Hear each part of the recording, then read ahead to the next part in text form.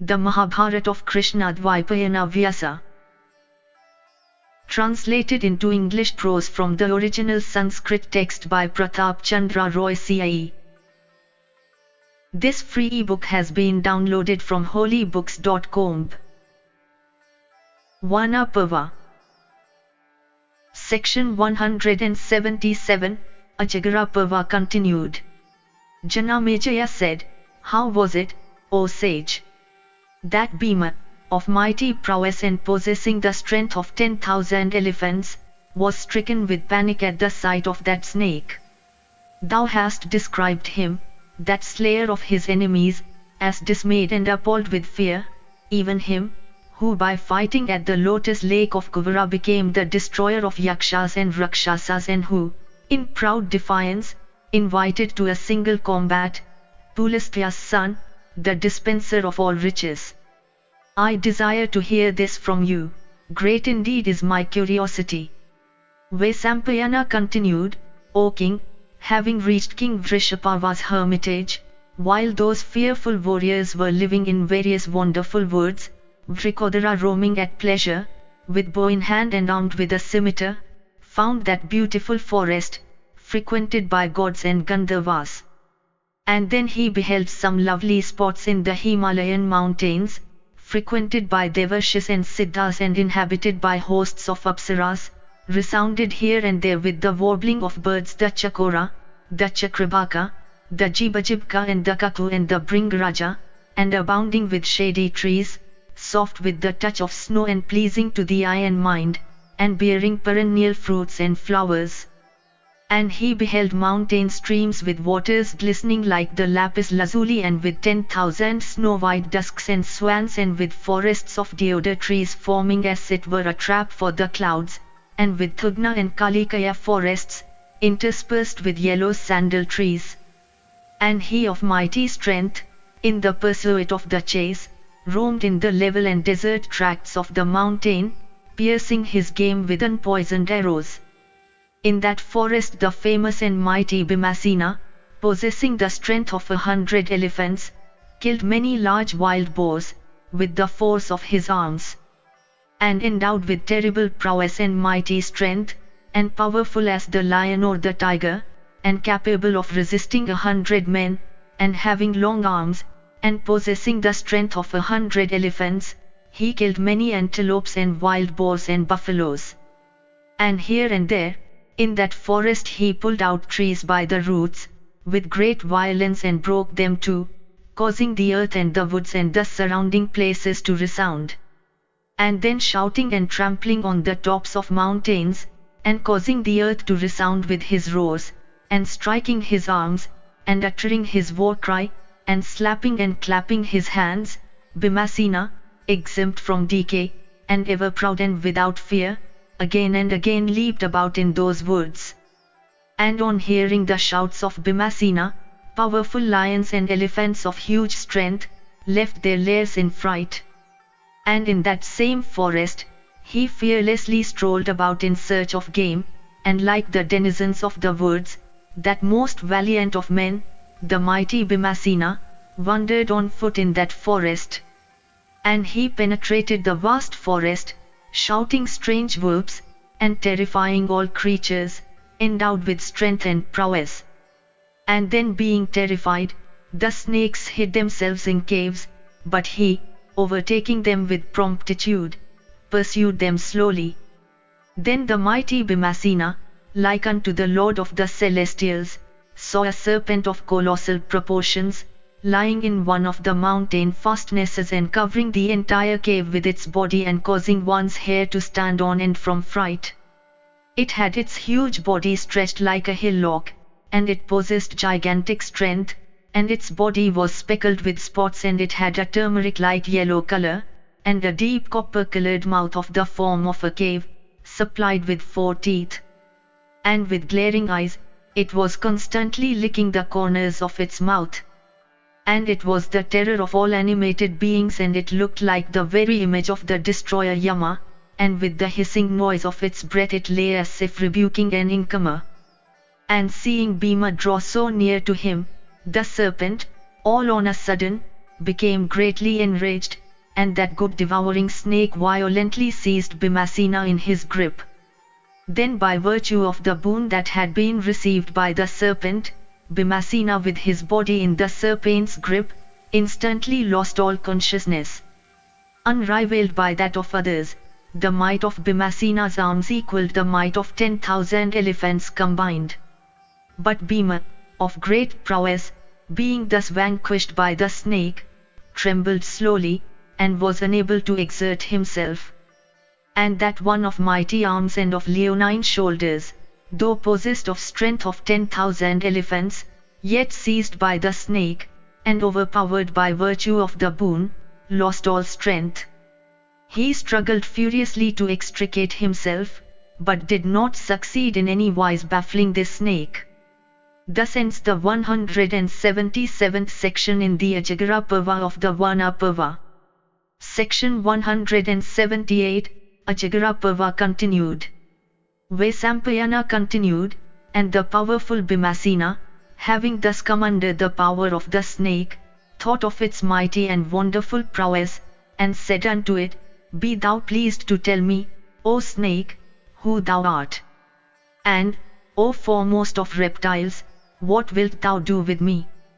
I am Bhimasena, the son of Pandu, and next by birth to Yudhishthira the just. And endued as I am with the strength of 10,000 elephants, how hast thou been able to overpower me? In fight have been encountered, and slain by me, innumerable lions and tigers, and buffaloes, and elephants. And, O best of serpents, mighty Rakshasas, and Pisachas, and Nagas, are unable to stand the force of my arms. Art thou possessed of any magic, or hast thou received any boon, that although exerting myself, I have been overcome by thee? Now I have been convinced that the strength of men is false, for, O serpent, by thee hath such mighty strength of men been baffled. Vaisampayana continued, when the heroic Bhima of noble deed had said this, the snake caught him, and coiled him all round with his body, having thus subdued that mighty armed one, and freed his plump arms alone, the serpent spake these words, By good fortune it is that, myself being hungry, after long time the gods have today destined thee for my food, for life is dear unto every embodied being. I should relate unto thee the way in which I have come by this snake form. Here, O best of the pious, I have fallen into this plight on account of the wrath of the Maharshis.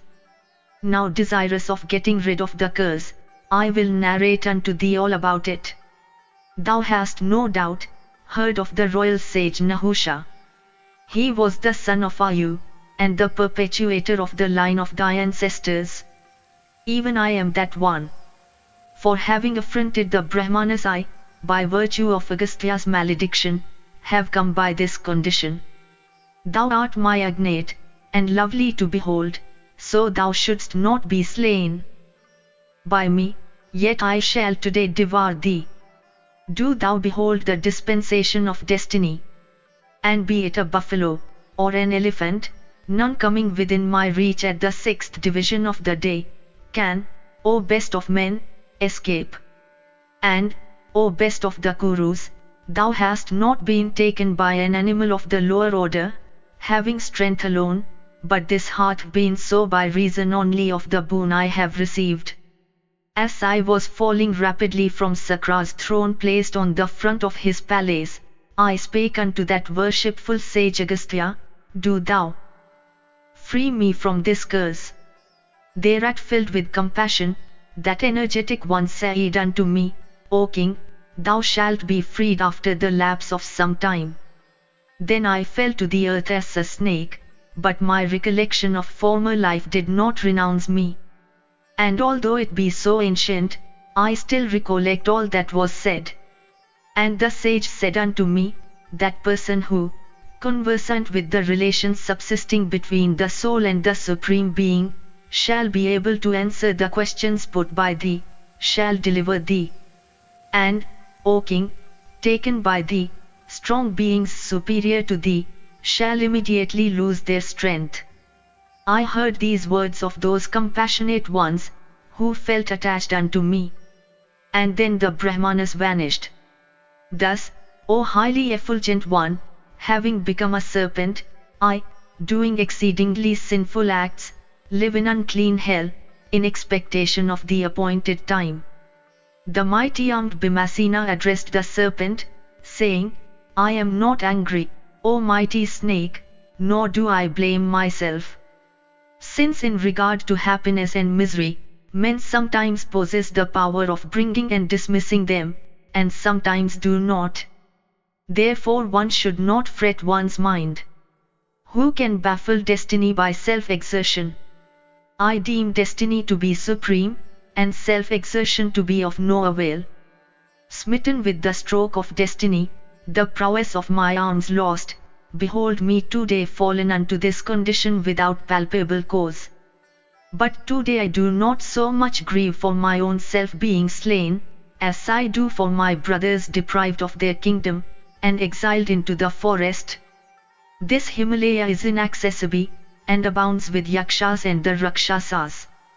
And searching about for me, they will be distracted. And hearing that I have been killed, my brothers will forego all exertion, for, firm in promise, they have hitherto been controlled by my harsh speech, I being desirous of gaining the kingdom. Or the intelligent Arjuna alone, being versed in every lore, and incapable of being overcome by gods and rakshasas and gandharvas, will not be afflicted with grief. That mighty armed and exceedingly powerful one is able single-handed to speedily pull down from his place even the celestials. What shall I say of the deceitfully gambling son of Dhritarashtra, detested of all men, and filled with haughtiness and ignorance? And I also grieve for my poor mother, affectionate to her sons, who is ever solicitous for our greatness in a larger measure than is attained by our enemies. O serpent, the desire that forlorn one had in me will all be fruitless in consequence of my destruction. And gifted with manliness, the twins, Nakula and Sahadeva, following their elder brother me, and always protected by the strength of my arms, will, owing to my destruction, be depressed and deprived of their prowess, and stricken with grief. This is what I think. In this way Vrikodara lamented profusely. And being bound by the body of the snake, he could not exert himself. On the other hand, Kunti's son, Yudhishthira, seeing and reflecting on dreadful ill omens, became alarmed. Terrified by the blaze of the points of the horizon, jackals stationing themselves on the right of that hermitage, set up frightful and inauspicious yells. And ugly Vartikas of dreadful sight, having one wing, one eye, and one leg, were seen to vomit blood, facing the sun. And the wind began to blow dryly, and violently, attracting grits. And to the right all the beasts and birds began to cry. And in the rear the black crows cried, Go! Go! And momentarily his, Yudhishthir's, right arm began to twitch, and his chest and left leg shook of themselves. And indicating evil his left eye contracted spasmodically. Thereupon, O Bharata, the intelligent Yudhishthira the just, inferring some great calamity to be imminent, asked Draupadi, saying, Where is Bhima? Thereat Panchali said that Vrikodara had long gone out. Hearing this, that mighty armed king set out with Daumya, after having said unto Dhananjaya, Thou shouldst protect Draupadi. And he also directed Nakula and Sahadeva to protect the Brahmanas. And issuing from the hermitage that Lord, Kunti's son, following the footprints of Bhimasena, began to search for him in that mighty forest. And on coming to the east, he found mighty leaders of elephant herds slain and saw the earth marked with Bhima's footprints. Then seeing thousands of deer and hundreds of lions lying in the forest, the king ascertained his course. And on the way were scattered trees pulled down by the wind, caused by the things of that hero, endued with the speed of the wind, as he rushed after the deer. And proceeding, guided by those marks, to a spot filled with dry winds and abounding in leafless vegetables, brackish and devoid of water, covered with thorny plants and scattered over with gravel, stumps and shrubs and difficult of access and uneven and dangerous, he saw in a mountain cavern his younger brother motionless, caught in the folds of that foremost of snakes. Thus ends the 178th section in the Ajagara Parva of the Vana Parva. Section 179, Ajagara Parva continued. Vaisampayana continued, Yudhishthira, finding his beloved brother coiled by the body of the serpent, said these words, O son of Kunti, how hast thou come by this misfortune? And who is this best of serpents having a body like unto a mountain mass? Bhimasena said, O worshipful one, this mighty being hath caught me for food. He is the royal sage Nahusha living in the form of a serpent. Yudhishthira said, O long-lived one, do thou free my brother of immeasurable prowess, we will give thee some other food, which will appease thy hunger. The serpent said, I have got for diet even this son of a king, come to my mouth of himself. Do thou go away. Thou shouldst not stay here. If thou remainest here, thou too shall be my fare tomorrow. O mighty armed one, this is ordained in respect of me, that he that cometh unto my place, becometh my food and thou too art in my quarter. After a long time have I got thy younger brother as my food, I will not let him off, neither do I like to have any other food. Thereat Yudhishthira said, O serpent, whether thou art a god, or a demon, or an Uraga, do thou tell me truly, it is Yudhishthira that asketh thee, wherefore, O snake, hast thou taken Bhimasena? By obtaining which, or by knowing what wilt thou receive satisfaction, O snake, and what food shall I give thee? And how mayst thou free him? The serpent said, O sinless one, I was thy ancestor, the son of Ayu and fifth in descent from the moon. And I was a king celebrated under the name of Nahusha. And by sacrifices and asceticism, and study of the Vedas, and self-restraint and prowess, I had acquired a permanent dominion over the three worlds. And when I had obtained such dominion, haughtiness possessed me. And thousands of Brahmanas were engaged in carrying my chair. And intoxicated by supremacy, I insulted those Brahmanas. And, O Lord of the earth, by Agastya have I been reduced to this pass. Yet, O Pandava, to this day the memory of my former birth hath not forsaken me. And, O King, even by the favor of that high-souled Agastya, during the sixth division of the day have I got for meal thy younger brother. Neither will I set him free, nor do I wish for any other food. But if today thou answerest the questions put by me, then, I shall deliver Vrikodara. At this Yudhishthira said, O serpent, ask whatever thou listest. I shall, if I can, answer thy questions with the view of gratifying thee, O snake. Thou knowest fully what should be known by Brahmanas. Therefore, O king of snakes, hearing thee I shall answer thy queries. The serpent said, O Yudhishthira, say who is a Brahmana and what should be known.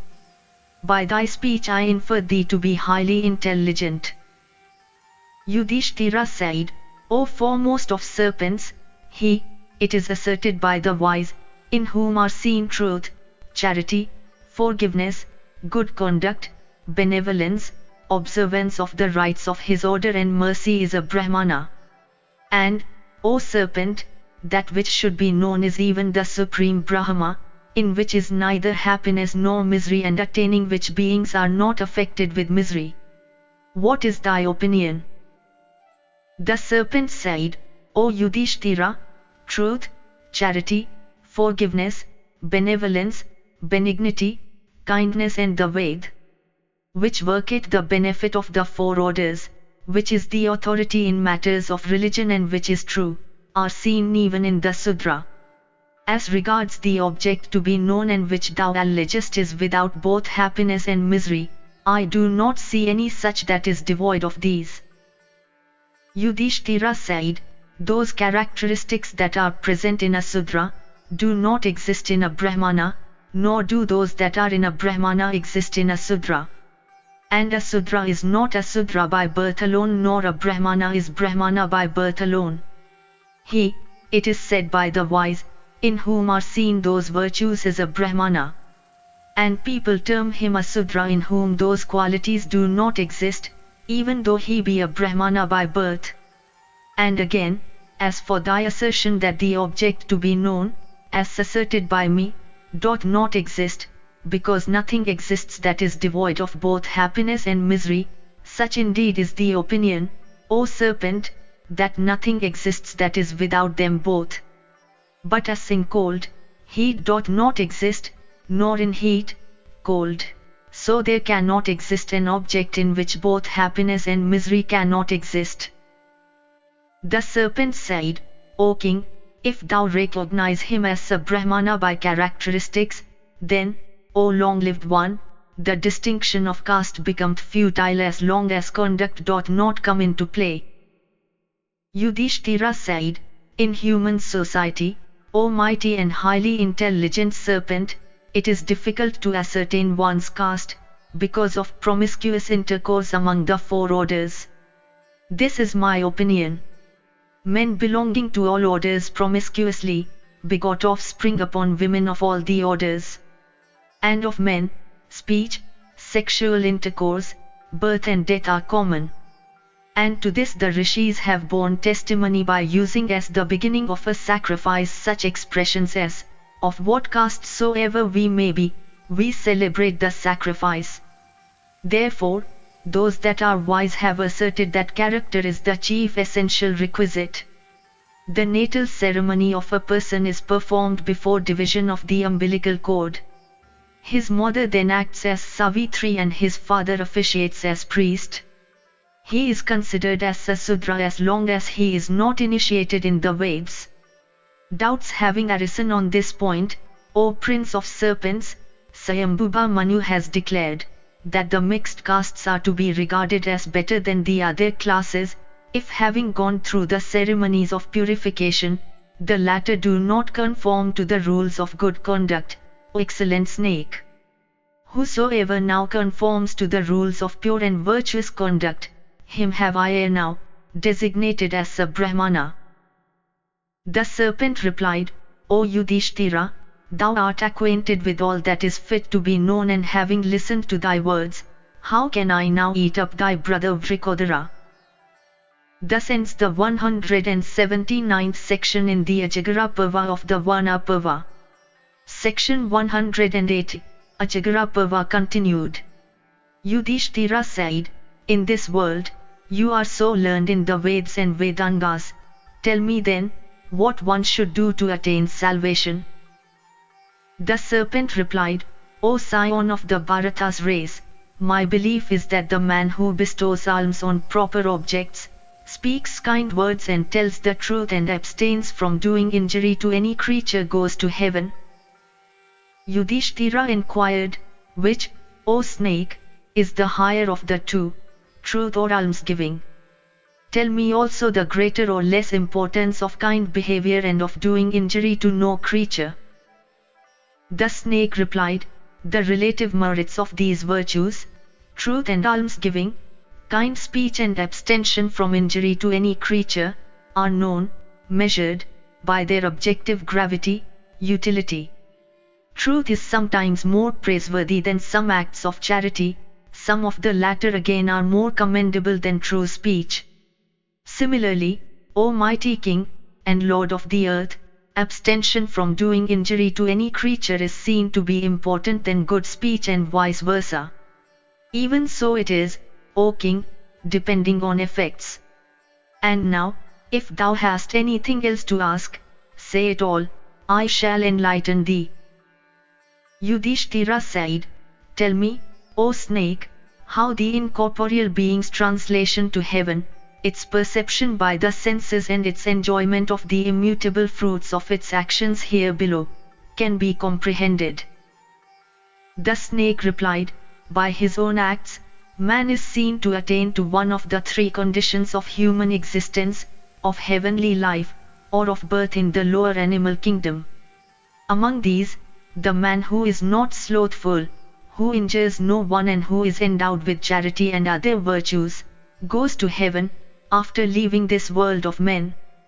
By doing the very contrary, O king, people are again born as men or as lower animals. O my son, it is particularly said in this connection, that the man who is swayed by anger and lust and who is given to avarice and malice falls away from his human state and is born again as a lower animal, and the lower animals too are ordained to be transformed into the human state, and the cow, the horse and other animals are observed to attain to even the divine state. O my son, the sentient being, reaping the fruits of his actions, thus transmigrates through these conditions, but the regenerate and wise man reposes his soul in the everlasting Supreme Spirit. The embodied spirit, enchained by destiny and reaping the fruits of its own actions, thus undergoes birth after birth, but he that has lost touch of his actions, is conscious of the immutable destiny of all born beings. Yudhishthira asked, O snake, tell me truly and without confusion how that dissociated spirit becomes cognizant of sound, touch, form, flavor, and taste. O great-minded one, dost thou not perceive them, simultaneously by the senses? Do thou, O best of snakes, answer all these queries. The snake replied, O long-lived one, the thing called Atman, spirit, betaking itself to corporeal tenement and manifesting itself through the organs of sense, becomes duly cognizant of perceptible objects. O prince of Bharata's race, know that the senses, the mind, and the intellect, assisting the soul in its perception of objects, are called karanas. O my son, the eternal spirit, going out of its sphere, and aided by the mind, acting through the senses, the receptacles of all perceptions, successively perceives these things, sound, form, flavor, etc. O most valiant of men, the mind of living creatures is the cause of all perception, and, therefore, it cannot be cognizant of more than one thing at a time. That spirit, O foremost of men, betaking itself to the space between the eyebrows, sends the high and low intellect to different objects. What the yogins perceive after the action of the intelligent principle, by that is manifested the action of the soul. Yudhishthira said, tell me the distinguishing characteristics of the mind and the intellect. The knowledge of it is ordained as the chief duty of persons meditating on the Supreme Spirit. The snake replied, through illusion, the soul becomes subservient to the intellect. The intellect, though known to be subservient to the soul, becomes then the director of the latter. The intellect is brought into play by acts of perception, the mind is self-existent. The intellect does not cause the sensation, as of pain, pleasure, etc., but the mind does. This, my son, is the difference between the mind and the intellect. You too are learned in this matter, what is your opinion? Yudhishthira said, O most intelligent one, you have fine intelligence and you know all that is fit to be known.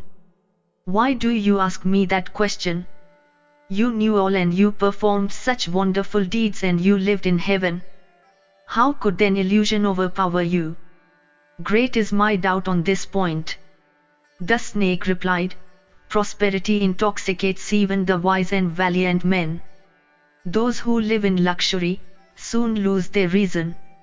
So, I too, O Yudhishthira, overpowered by the infatuation of prosperity, have fallen from my high state and having recovered my self-consciousness, am enlightening thee thus. O victorious king, thou hast done me a good turn. By conversing with thy pious self, my painful curse has been expiated.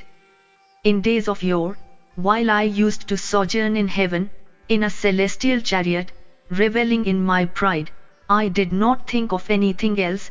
I used to exact tribute from Brahmarshis, Devas, Yakshas, Gandharvas, Rakshasas, Panagas and all other dwellers of the three worlds.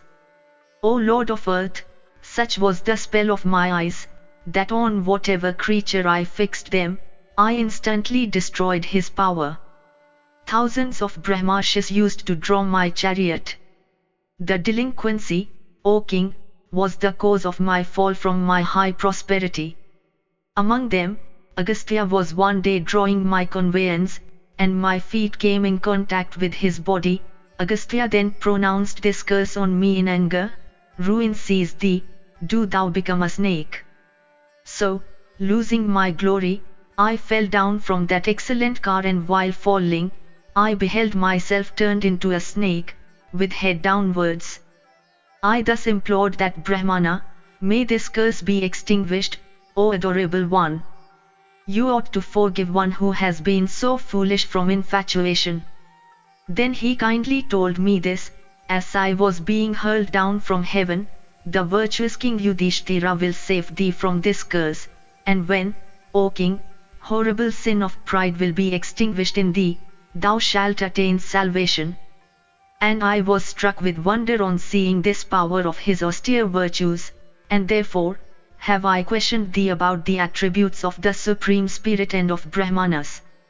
Truth, charity, self-restraint, penance, abstention from doing injury to any creature, and constancy in virtue, these, O king, and not his race or family connections, are the means by which a man must always secure salvation. May this brother of thine, the mighty Bhimasena, meet with good luck, and may happiness abide with thee. I must go to heaven again." Vaisampayana continued: "So saying, that king, Nahusha, quitted his serpentine form, and assuming his celestial shape he went back to heaven. The glorious and pious Yudhishthira, too, returned to his hermitage with Daumya and his brother Bhima. Then the virtuous Yudhishthira narrated all that, in detail, to the Brahmanas who had assembled there. On hearing that, his three brothers and all the Brahmanas and the renowned Draupadi too were covered with shame. And all those excellent Brahmanas, desiring the welfare of the Pandavas, admonished Bhima for his foolhardiness, telling him not to attempt such things again, and the Pandavas too were greatly pleased at seeing the mighty Bhima out of danger, and continued to live there pleasantly.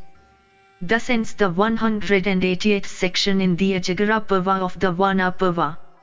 Section 181, Markandeya Samasya Parva.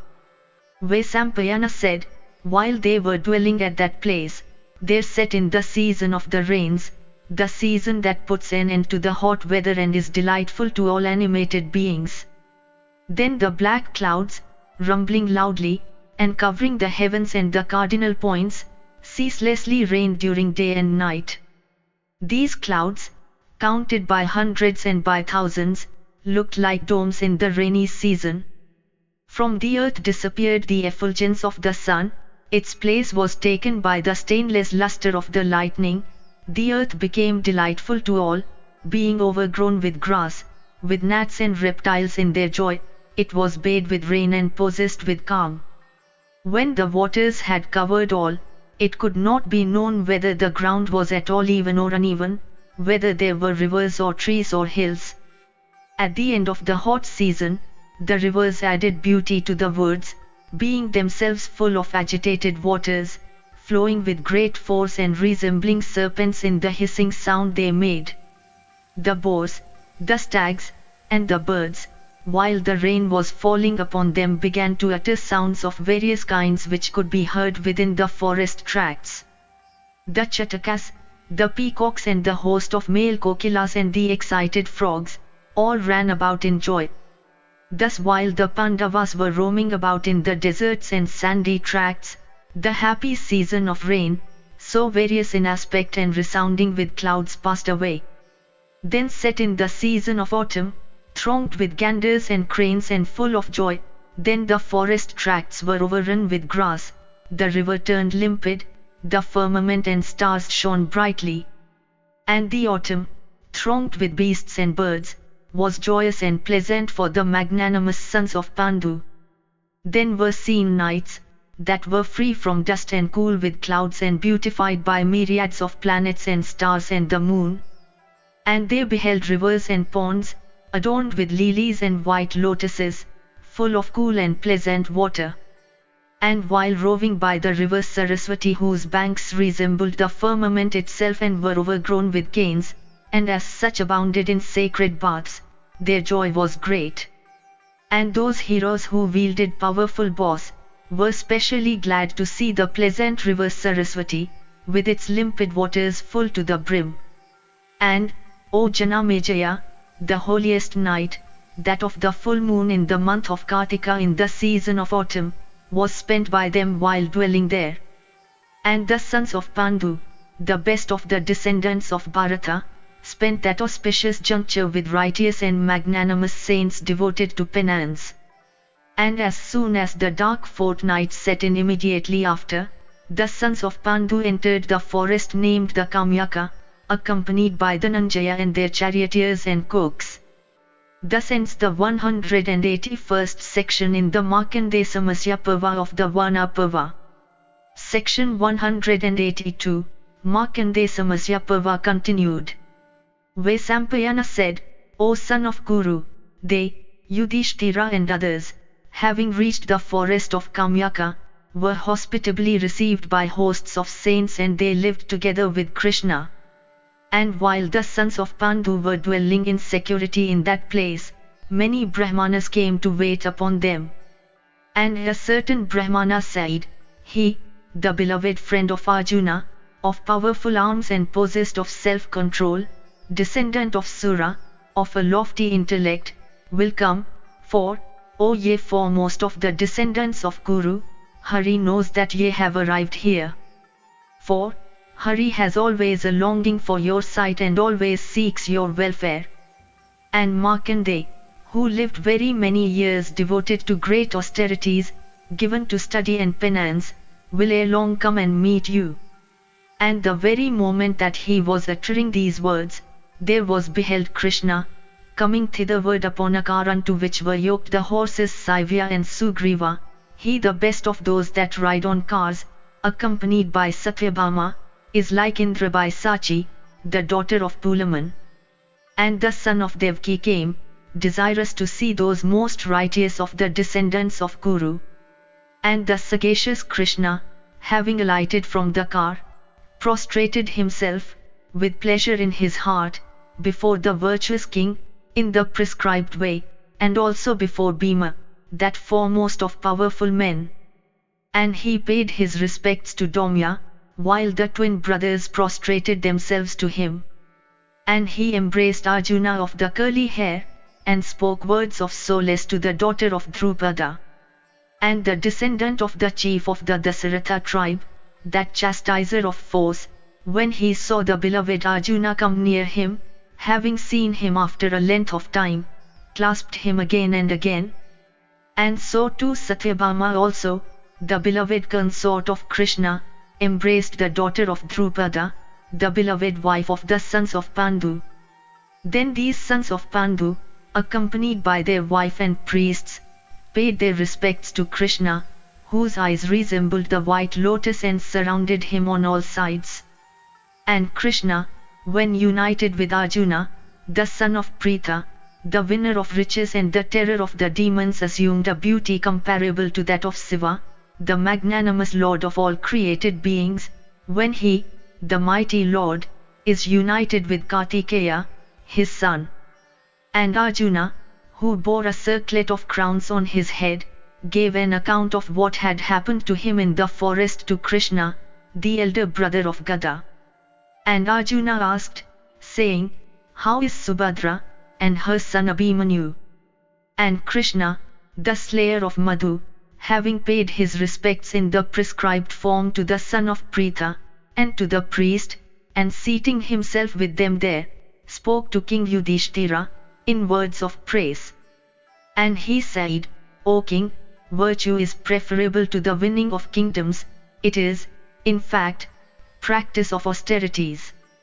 By you who have obeyed with truth and candor what your duty prescribed, have been won both this world and that to come. First you have studied, while performing religious duties, having acquired in a suitable way the whole science of arms, having won wealth by pursuing the methods prescribed for the military caste, you have celebrated all the time-honored sacrificial rites. You take no delight in sensual pleasures, you do not act, O Lord of men, from motives of enjoyment, nor do you swerve from virtue from greed of riches. It is for this, you have been named the virtuous king, O son of Pritha. Having won kingdoms and riches and means of enjoyment, your best delight has been charity and truth and practice of austerities, O king, and faith and meditation and forbearance and patience. When the population of Kurujangala beheld Krishna outraged in the assembly hall, who but yourself could brook that conduct, O Pandhu's son, which was so repugnant both to virtue and usage? No doubt, you will, before long, rule over men in a praiseworthy way, all your desires being fulfilled. Here are we prepared to chastise the Kurus, as soon as the stipulation made by you is fully performed. And Krishna, the foremost of the Dasara tribe, then said to Daumya and Bhima and Yudhishthira, and the twins and Krishna, how fortunate that by your blessing Arjuna, the bearer of the coronet, has arrived after having acquired the science of arms. And Krishna, the leader of the Dasara tribe, accompanied by friends, likewise spoke to Krishna, the daughter of Yajnasena, saying, how fortunate that you are united, safe and secure, with Arjuna, the winner of riches. And Krishna also said, O Krishna, O daughter of Yajnasena, those sons of yours, are devoted to the study of the science of arms, are well behaved and conduct themselves on the pattern, O Krishna, of their righteous friends. Your father and your uterine brothers proffer them a kingdom and territories, but the boys find no joy in the house of Drupada, or in that of their maternal uncles. Safely proceeding to the land of the Anatas, they take the greatest delight in the study of the science of arms. Your sons enter the town of the Vrishnis and take an immediate liking to the people there. And as you would direct them to conduct themselves, or as the respected Kunti would do, so does Subhadra direct them in a watchful way. Perhaps, she is still more careful of them. And, O Krishna, as Rukmani's son is the preceptor of Aniruddha, of Abhimanyu, of Sunita, and of Banu, so he is the preceptor and the refuge of your sons also. And a good preceptor would unceasingly give them lessons in the wielding of maces and swords and bucklers, in missiles and in the arts of driving cars, and of riding horses, being valiant. And he, the son of Rukmani, having bestowed a very good training upon them, and having taught them the art of using various weapons in a proper way, takes satisfaction at the valorous deeds of your sons, and of Abhimanyu, O daughter of Drupada. And when your son goes out, in pursuit of outdoor sports, each one of them is followed thither by cars and horses and vehicles and elephants. And Krishna said to the virtuous king, Yudhishthira, the fighting men of the Dasara tribe, and the Kukuras, and the Andakas led these, O king, place themselves at thy command, let them perform what thou desirest them. O Lord of men, let the army of the tribe of Madhus, resistless like the wind, with their boss and led by Balarama whose weapon is the plough, let that army, equipped, for war, consisting of horsemen and foot soldiers and horses and cars and elephants, prepare to do your bidding. O son of Pandhu, drive Duryodhana, the son of Dhritarashtra, the vilest of sinful men, together with his followers and his hosts of friends to the path betaken by the Lord of Soba, the son of the earth. You, O ruler of men, are welcome to stick to that stipulation which was made in the assembly hall, but let the city of Hastina be made ready for you, when the hostile force has been slain by the soldiers of the Dasara tribe. Having roamed at your pleasure in all those places where you may desire to go, having got rid of your grief and freed from all your sins, you will reach the city of Hastina, the well-known city situated in the midst of a fine territory. Then the magnanimous king, having been acquainted with the view, thus clearly set forth by Krishna, that best of men, and, having applauded the same, and having deliberated, thus spoke with joined palms unto Kesava, O Kesava, no doubt, thou art the refuge of the sons of Pandu, for the sons of Pandu have their protector in thee. When the time will come, there is no doubt that thou wilt do all the work just mentioned by thee, and even more than the same. As promised by us, we have spent all the 12 years in lonely forests. O Kesava, having in the prescribed way completed the period for living unrecognized, the sons of Pandu will take refuge in thee. This should be the intention of those that associate with thee, O Krishna. The sons of Pandu swerve not from the path of truth, for the sons of Pritha with their charity and their piety with their people and their wives and with their relations have their protector in thee. Vaisampayana said, O descendant of Bharata, while Krishna, the descendant of the Vrishnis and the virtuous king, were thus talking, there appeared then the saint Markandeya, grown grey in the practice of penances. And he had seen many thousand years of life, was of a pious soul, and devoted to great austerities. Signs of old age he had none, and deathless he was, and endued with beauty and generous and many good qualities. And he looked like one only 25 years old. And when the aged saint, who had seen many thousand years of life, came, all the Brahmanas paid their respects to him, and so did Krishna together with Pandu's son.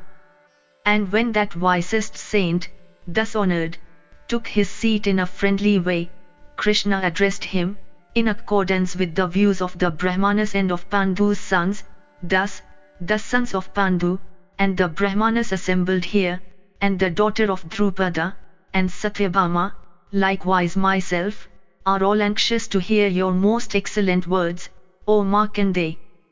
Propound to us holy stories of events of bygone times, and the eternal rules of right conduct by which are guided kings and women and saints. Vaisampayana continued, when they had all taken their seat, Narada also, the divine saint, of purified soul, came on a visit to Pandu's sons.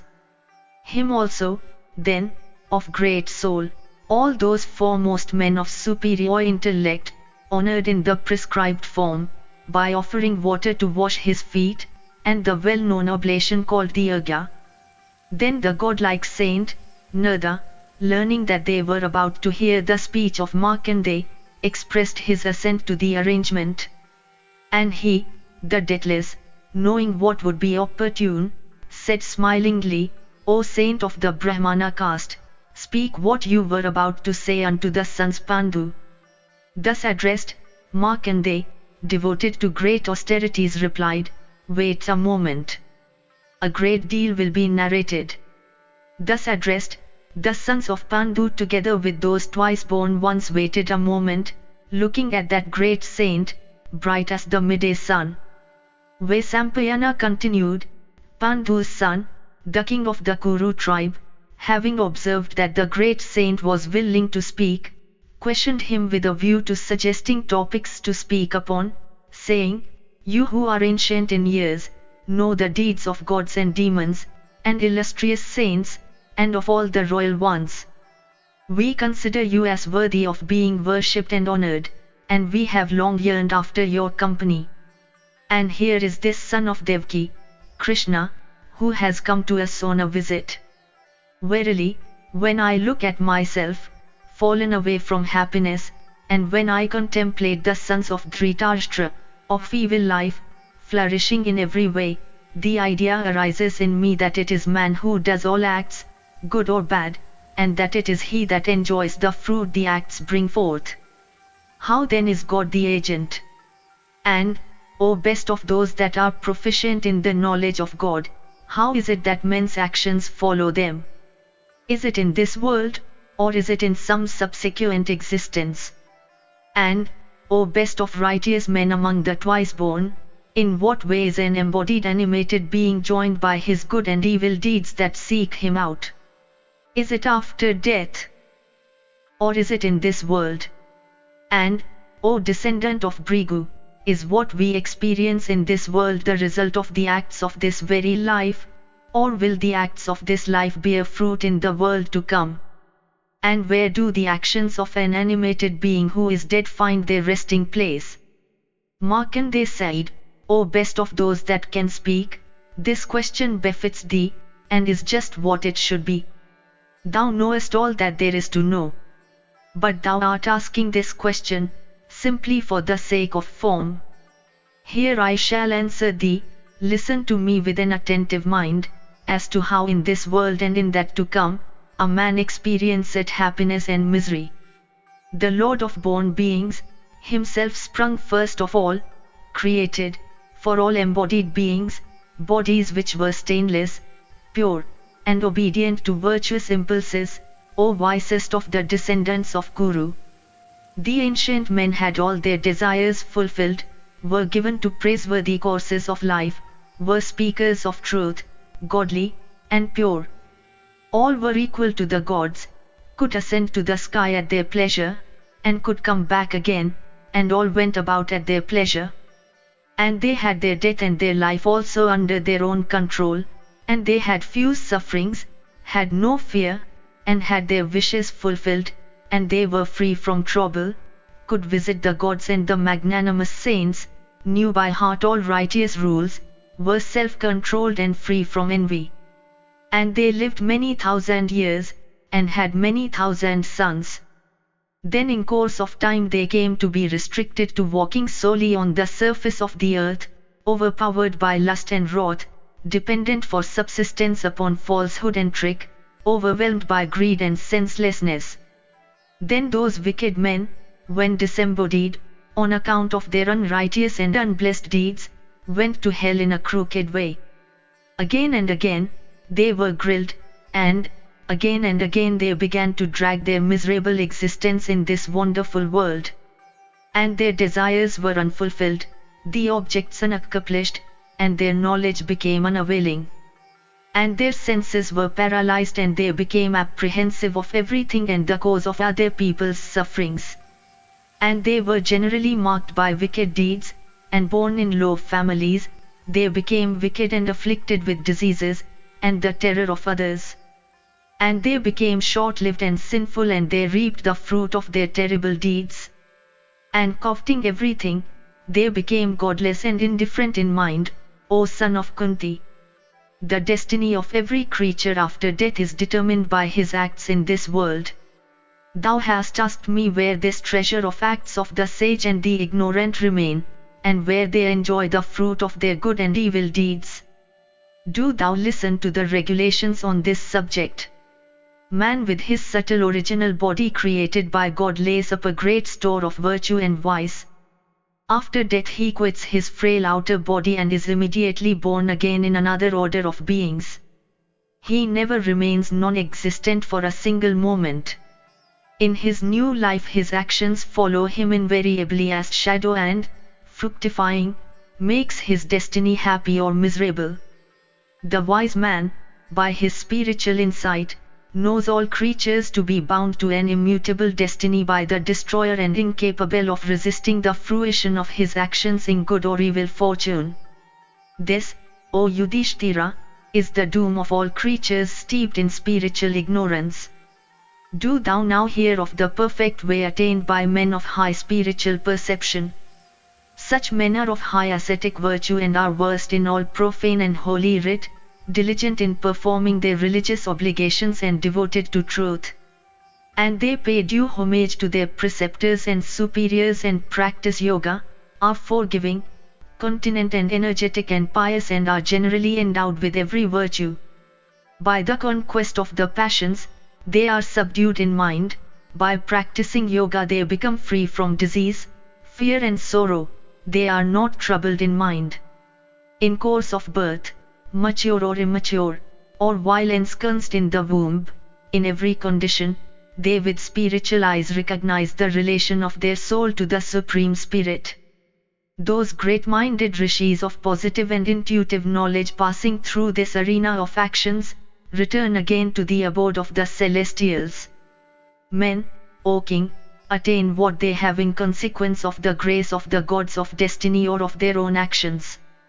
Do thou not think otherwise. O Yudhishthira, I regard that as the highest good which is regarded so in this world. Some attain happiness in this world, but not in the next, others do so in the next, but not in this. Some, again, attain happiness in this as well as in the next world, and others neither here nor in the next world. Those that have immense wealth, shine every day with well-decorated persons. O slayer of mighty foes, being addicted to carnal pleasures, they enjoy happiness only in this world, but not in the next. But those who are engaged in spiritual meditation and the study of the Vedas, who are diligent in asceticism, and who impair the vigor of their bodies by performing their duties, who have subdued their passions, and who refrain from killing any animated being, those men, O slayer of thy enemies, attain happiness in the next world, but not in this. Those who first live a pious life, and virtuously acquire wealth in due time and then marry and perform sacrifices, attain bliss both in this and the next world. Those foolish men again who do not acquire knowledge, nor are engaged in asceticism or charity or increasing their species, or in encompassing the pleasures and enjoyments of this world, attain bliss neither in this nor in the next world. But all of you are proficient in knowledge and possessed of great power and strength and celestial vigor. For the extermination of the wicked and for serving the purposes of the gods, ye have come from the other world and have taken your birth in this. Ye, who are so valiant, and engaged in asceticism, self-restraining exercises, and religious ordinances, and fond of exertion, after having performed great deeds and gratified the gods and rishis and the P3s, ye will at last in due course attain by your own acts the supreme region, the abode of all virtuous men, I ornament of Guru's race. May no doubts cross thy mind on account of these thy sufferings, for this affliction is for thy good. Thus ends the 182nd section in the Markandeya Samasya Parva of the Vana Parva.